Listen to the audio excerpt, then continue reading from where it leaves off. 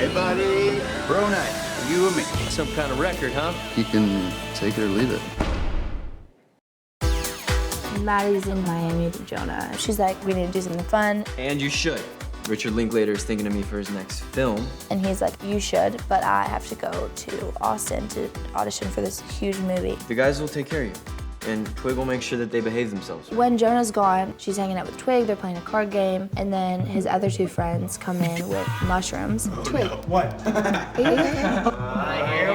He's having a really bad trip. They go and sit in the bathroom and they're just having a heart-to-heart. And he's just like opening up to Maddie. I want to be able to just like let go and not worry about anything. But then, you know, I'm worried that no one's gonna step up and be the responsible one. And they just have a really sweet moment.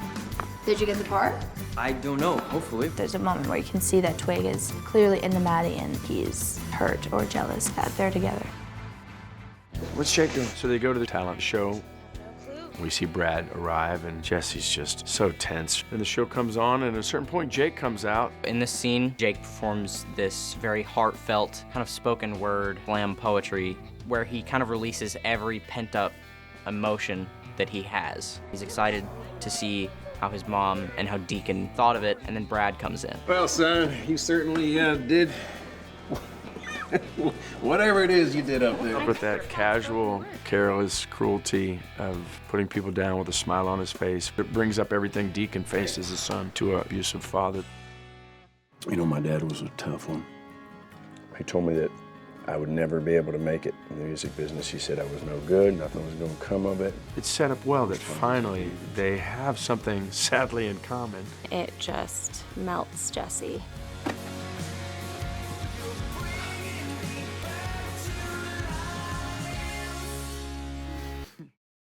And you know she's down there. She just won't talk to you. No, God help me. Why don't you just go get her? I'll just pick up and fly to Bolivia. Y'all got a jet, right? I think Avery just needed that little bit of push. He goes to Bolivia and has to kind of break down the doors in some sense to actually see Juliet. Listen, I will see my wife, and I'm not leaving this room until I do. So Avery finally reaches Juliet in this small room that she's been in, and it's a very heartbreaking moment because she's just not really connected anymore. I'm not the person I was, but I'm more myself than I've ever been in my life. She is so wrapped up in this movement, and this cult, and this man. She says, no, I'm not coming home. I'm staying here.